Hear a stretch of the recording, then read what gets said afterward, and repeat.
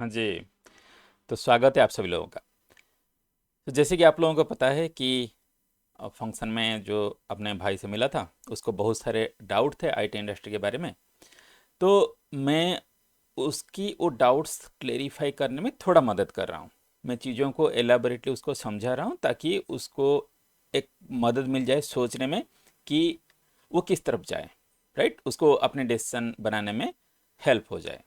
उसको part by part different videos में मैं एक्सप्लेन करके बता रहा हूँ ताकि मेरे जो भाई ये वीडियो देख रहे हैं घर बैठ के वो उनको भी एक क्लैरिटी मिल जाए।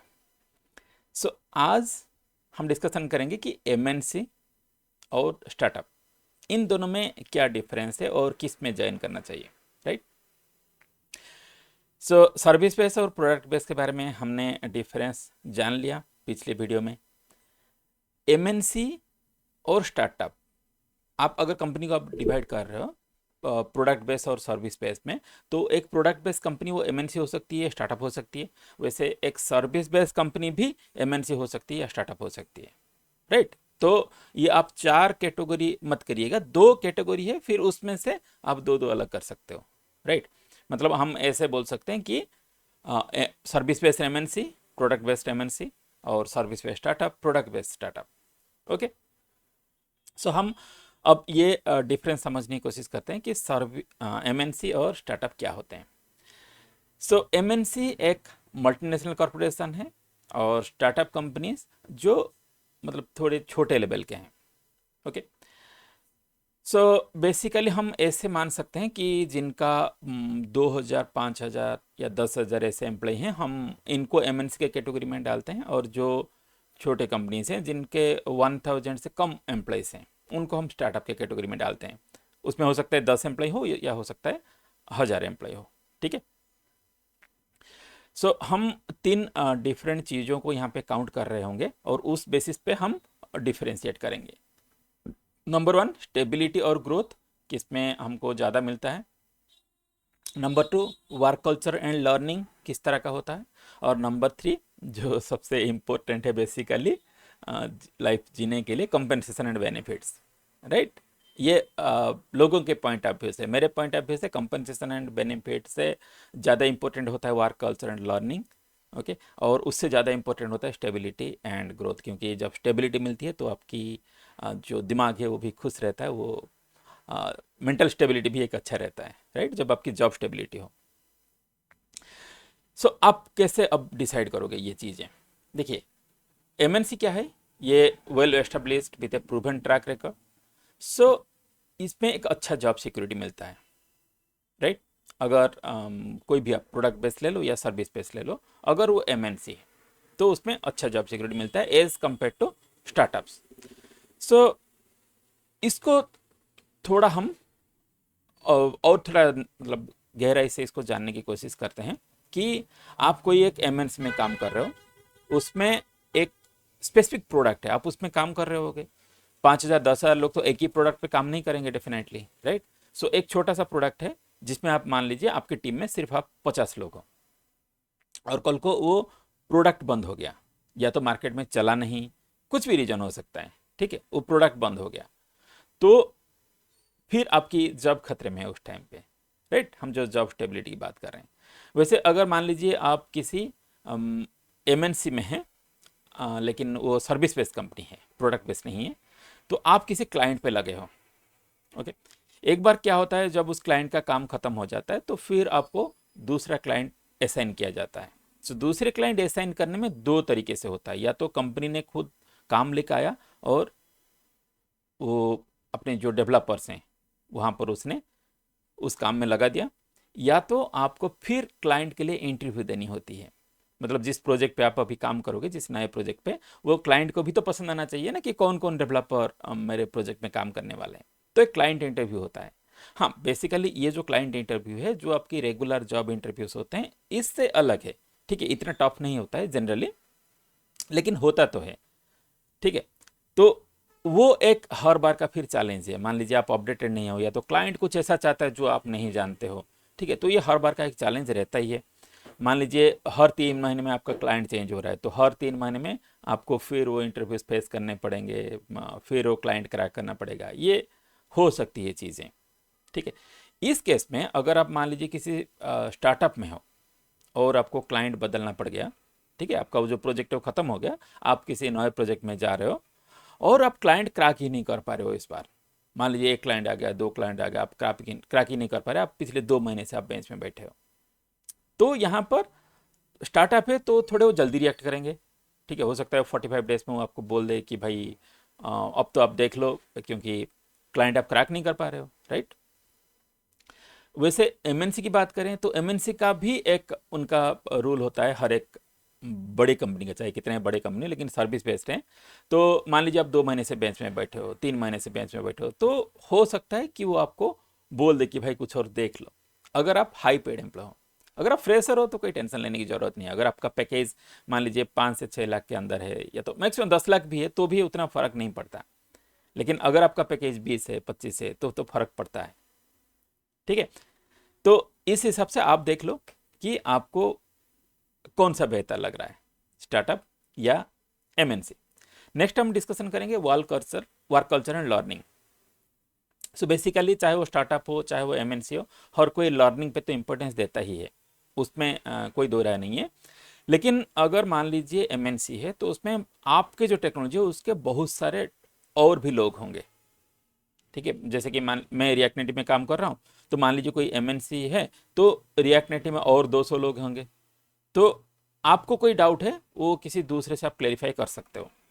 लेकिन अगर स्टार्टअप है और मान लो आप अकेले आदमी हो जो जिसको पता है वो टेक्नोलॉजी, ठीक है, तो फिर आपको वो क्लेरिफाई करने के लिए किसी बाहर के नेटवर्किंग आपका जो है वो काम में आएगा।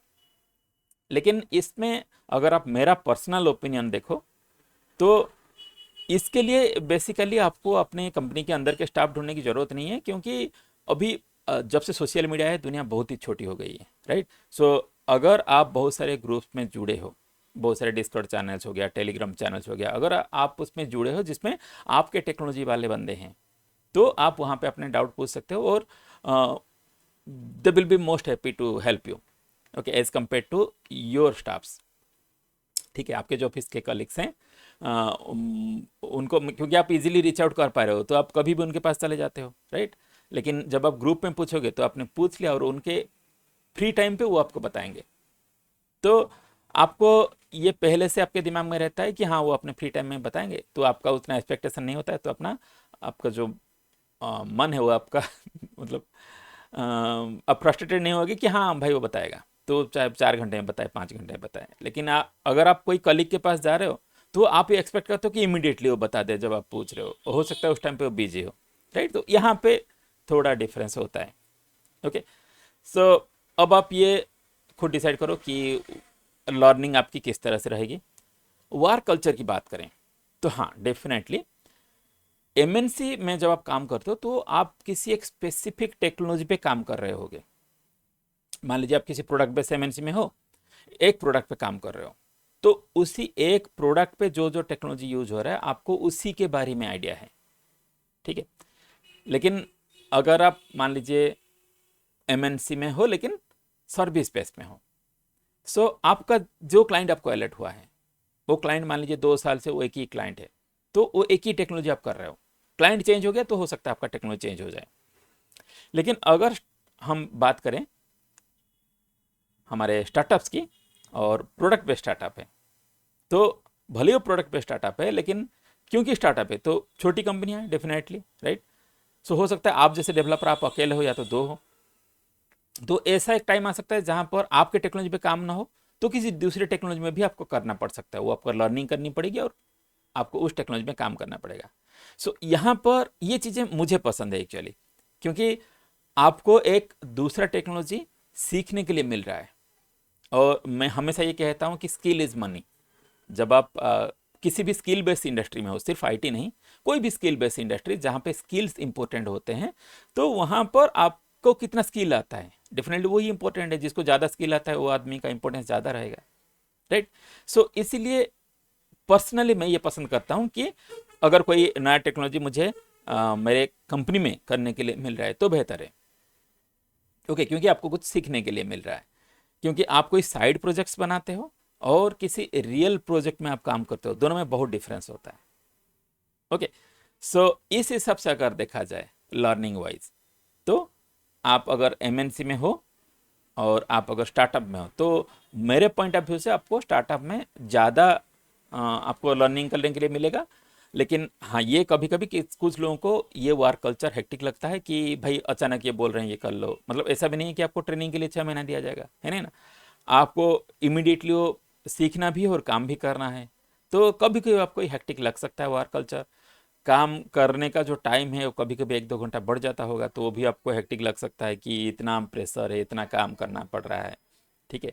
लेकिन भाई लाइफ ही ऐसा है, लाइफ में हमेशा चैलेंज लेना सीखना चाहिए, और जो भी चैलेंज मिला है उसको पूरे जी जान लगा के मेहनत करके उसको एग्जीक्यूट करना चाहिए, ये मेरा मानना है। ओके, नेक्स्ट आते हैं जो सबसे इम्पोर्टेंट चीज़ है लोगों के लिए, कंपेंसेशन एंड बेनिफिट्स। ठीक है, सैलरी कितना मिल रहा होगा। तो देखिए, सैलरी डिपेंड करता है आपके प्रोडक्ट बेस और सर्विस बेस में, वो मैंने पिछले वीडियो में एक्सप्लेन कर दिया है, तो फिर से उस पर नहीं जाएंगे। लेकिन एमएनसी और स्टार्टअप में अगर हम ऐसे डिफरेंस करें, तो चाहे वो सर्विस बेस हो प्रोडक्ट बेस हो, मान लीजिए प्रोडक्ट बेस एमएनसी है और प्रोडक्ट बेस स्टार्टअप है, तो प्रोडक्ट बेस स्टार्टअप में आपको प्रोडक्ट बेस एमएनसी से कंपेरेटिवली ज़्यादा सैलरी मिल रहा होगा। और अगर प्रोडक्ट सर्विस बेस एमएनसी और सर्विस बेस स्टार्टअप में, तो सर्विस बेस स्टार्टअप में आपको सर्विस बेस एमएनसी से लगभग 1.5 गुना मिल रहा होगा। ये बहुत डिफरेंस हो जाता है इसमें, क्योंकि क्या होता है कि सर्विस बेस स्टार्टअप्स जो हैं वो बहुत कम लोगों को हायर करेंगे, वो इतने लोगों को लाके बेंच पे नहीं बिठाएंगे। सो लिमिटेड लोगों को हायर करते हैं, और वो चाहते हैं कि जो लिमिटेड टैलेंट आ रहे हैं वो अच्छे टैलेंट आए। सो अगर कोई सर्विस बेस्ड स्टार्टअप आपको हायर कर रहा है, मतलब डेफिनेटली आप एक बेस्ट टैलेंट हो। तो जो आपको जो एमएनसी वाले दे रहे हैं, क्योंकि वो तो बल्क में हायरिंग करते हैं ना, ठीक है, तो उनसे ये डेफिनेटली आपको ज़्यादा देंगे। जैसे कि अगर एक बेसिक पैकेज किसी एमएनसी में है, सर्विस बेस्ड एमएनसी, जैसे हमारा टीसीएस, इन्फोसिस, विप्रो, ये सारे हो गए, मान लीजिए वो 4 है, तो किसी सर्विस बेस्ड स्टार्टअप में आप जा रहे हो तो आपको इजीली 6 मिल सकता है, 6 लाख पर आना, राइट। सो ये सारी चीज़ें आप कंपाइल करो, इसमें से देखो कि आपको क्या सूट करता है। जो मुझे सूट करता है वो आपको सूट करेगा, इसकी कोई गारंटी नहीं है, ठीक है। तो आप नॉलेज सबसे लो, उसको अपने अंदर कंपाइल करो। हर किसी के अंदर जो वेजा है, ठीक है, वो सेम है, आप उसको कितना यूटिलाइज करते हो ये आप पे डिपेंड करता है। तो आप उसको कंपाइल करो, कंपाइल करके फिर आप एक समरी निकालो कि इसमें से आपके लिए क्या बेहतर होगा, और आप उस दिशा में काम करो। ओके, फिर भी अगर कोई चीज़ इसमें से छूट गया है जिसका मैं जवाब नहीं दे पाया हूँ, तो प्लीज़ आप कमेंट सेक्शन में कमेंट कर लीजिए, मैं उसका जवाब दे दूंगा। और अगर वीडियो को यहाँ तक देख लिए हैं तो एक लाइक तो कर लीजिए, क्योंकि लाइक करना आपके लिए तो फ्री है, लेकिन इससे हमें बहुत मदद मिलती है। Thank you.